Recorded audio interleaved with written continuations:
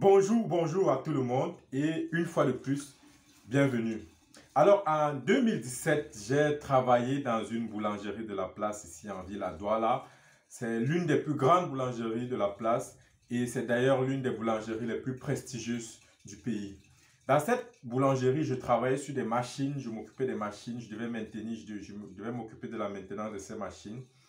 Et ce qu'il faut savoir, c'est que cette boulangerie produisait beaucoup de pain par jour. Ils produisaient de grandes quantités. Jusqu'aujourd'hui, ils produisent de grandes quantités de pain par jour. Donc, j'ai décidé de vous parler des machines les plus utilisées ici en Afrique dans les boulangeries pour faire du pain. Avant d'aller plus loin, je tiens à dire qu'en dehors des laminoirs utilisés en boulangerie, je ne fabrique pas la plupart de ces machines-là, pétrin, façonneuses et autres. Je ne les fabrique pas, hormis le laminoir qui se fabrique très facilement ici en Afrique. La plupart de ces machines-là sont fabriquées dans les pays européens ou alors en Chine. Mais je tiens quand même à partager mon expérience avec vous parce que je pense que ça pourrait vous aider à mieux planifier votre projet, à choisir vos équipements, à planifier votre budget si vous voulez vous lancer dans tout projet de boulangerie ici en Afrique.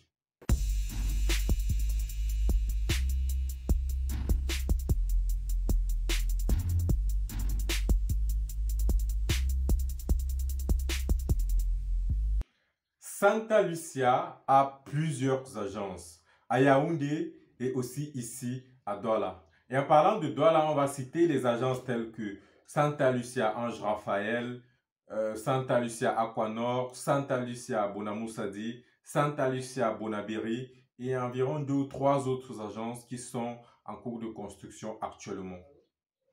Et une seule de ces agences transforme plus de 3700 kg de pain par jour, ce qui est équivalent à environ 37 000 baguettes de pain de 200 grammes chaque jour.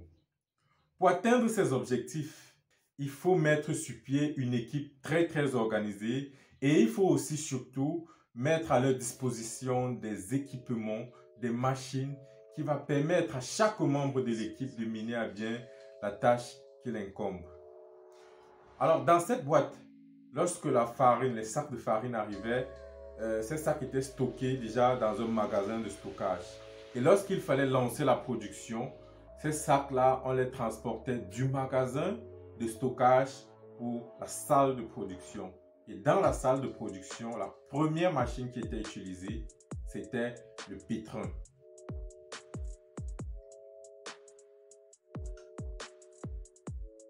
Le pétrin, c'est une machine qui est essentielle dans toute préparation du pain. À l'intérieur, on va déverser les sacs de farine, puis on va ajouter de l'eau glacée et de la levure et d'autres ingrédients, du sel, sucre et autres. Puis lorsqu'on lance la machine, elle va mélanger, malaxer, tourner et homogénéiser la pâte à l'intérieur. On a plusieurs types de pétrin. On a 3, pour bien le préciser, on a 3 types. Les types les plus utilisés sur le marché, 3. Premièrement, on a les pétrins à bras plongeants. Puis on a les pétrins à spirale et les pétrins à axe oblique.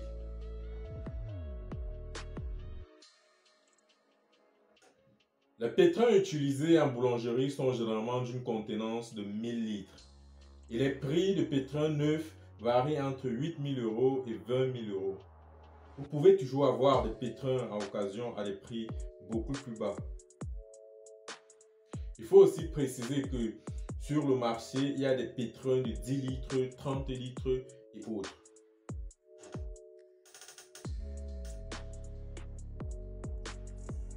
Dans la boulangerie où j'ai eu à travailler, le pétrin était le premier poste de travail, la première machine par laquelle la farine devait passer.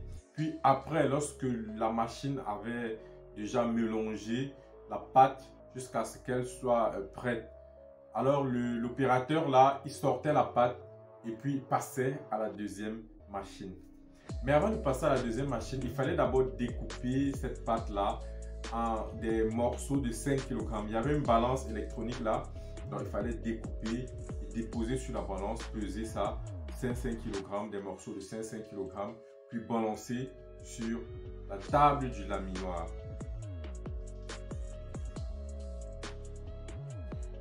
Le laminoir est utilisé pour amincir et donner à la pâte un certain aspect lisse, tendre et, si j'ose dire, moelleuse. Alors l'opérateur sur le laminoir va faire passer les boules de pâte de 5 kg. Il va faire passer sur le laminoir plusieurs tours, passer, repasser jusqu'à ce que la pâte puisse atteindre l'aspect désiré. Et en faisant cela, il va mettre un peu de poudre de farine sur la table du laminoir et aussi sur les rouleaux du laminoir pour que la pâte, lorsqu'elle passe là, ne puisse pas coller sur cette table et sur les rouleaux. Alors, il va faire passer et lorsque la pâte serait prête, il va donc balancer la pâte au troisième poste de travail qui est la découpeuse. Alors, la découpeuse, c'est une machine déjà calibrée de façon à obtenir des morceaux de pâte de 200 grammes. Alors, on va prendre la pâte de 5 kg, on va mettre dans l'assiette parce que ça a une assiette ronde, circulaire là. On va mettre dans l'assiette et on va le mettre dans la découpeuse. Puis, sur la manivelle, on va d'abord damer 2, 3, 4 fois pour que la pâte puisse s'éparpiller dans l'assiette et occuper tous les espaces vides. Puis, le dernier tour, on va pousser la manivelle jusqu'au bout et les lames vont découper cette pâte-là en des morceaux de 200 grammes. Alors, ça va découper cela et ça aura des formes un peu comme des pizzas, des formes un peu d'arc de cercle comme des pizzas qui auront un poids de 200 grammes. Puis, après cette étape, on va passer au quatrième poste de travail qui est la façonneuse. La façonneuse permet d'arrondir les tranches et les formes de pâtes qui ont cette forme d'arc de cercle pour leur donner cette forme allongée, cette forme étirée, cette forme de baguette de pain qu'on peut voir sur le marché. Après la façonneuse, alors l'étape qui suivait se faisait manuellement. Alors ça consistait à compter cette pâte-là et les mettre dans les clés. Les clés sont en effet ces plateaux dans lesquels on va déposer la pâte et avant de passer dans le four pour pouvoir obtenir notre pain cuit.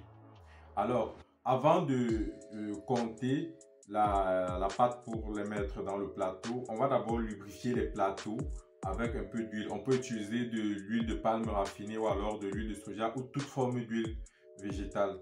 Alors, lorsqu'on lubrifie, on va compter la pâte, puis on va classer dans les espaces des clés. Et on va utiliser des couteaux. On va un peu trancher là pour donner cette marque sur le pain, ces traces là qu'on voit sur les baguettes de pain lorsqu'on les achète.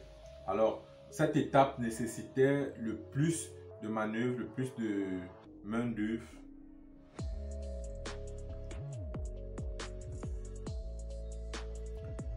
Après cette étape, donc, on va passer à la dernière étape qui serait la cuisson dans le four. Mais avant cela, il y a d'abord quelqu'un qui passait avec un chariot, une étagère avec des roulettes. Donc, cette personne passait, collectait les plateaux, les clés et les classait sur son étagère. Et avant de passer au four, on doit d'abord laisser la pâte environ 30 minutes parce que pendant cette période, la levure agit encore sur la pâte. Donc, on va laisser le pain le gonfler pendant ces 30 minutes là ou plus. Ça peut aller à plus de 30 minutes, mais toutefois, ça ne doit pas durer. Sinon, la pâte va recommencer à fondre. Alors, on va laisser pendant cette période de temps bien précise, on va laisser gonfler et on va passer au four. Le four qui a été utilisé là-bas était un énorme four électrique. Mais la chaleur continue produite à l'intérieur était alimentée par du bois, du charbon de bois. Et lorsqu'on ouvre le four, les enfourneurs avec leurs longues pelles devaient mettre les plateaux à l'intérieur du four. Il y a plusieurs étapes dans le four, plusieurs étagères. Donc, il y avait des niveaux. On mettait niveau par niveau le pain, les plateaux dans le four. Et puis, on devait fermer le four. Et après quelques minutes, arroser ces enfourneurs. Ils arrosaient le pain, ils ouvraient le four et puis ils arrosaient. Et puis, on refermait pour attendre la cuisson.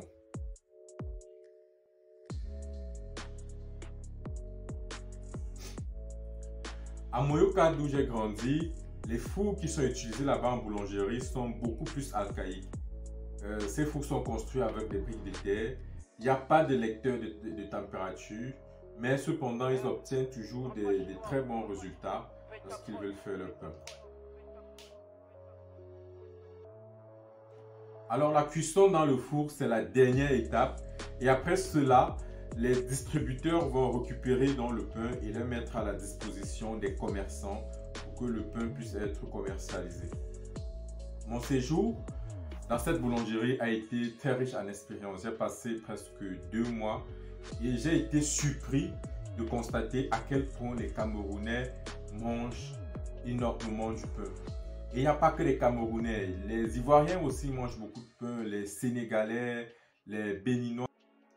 Il y a vraiment de quoi se plaindre lorsqu'il n'y a plus de farine, de blé sur le marché ou alors lorsque la farine devient chère. Mais on peut aussi faire du pain avec de la farine locale, la farine de manioc, la farine de patate et même la farine de pommes de terre. Là, nous aurons l'occasion d'en reparler dans les prochaines vidéos. Je m'arrête là pour aujourd'hui. J'espère que la vidéo vous a plu. Si c'est le cas, likez, partagez, abonnez-vous. Je vous dis donc à très bientôt pour une prochaine vidéo.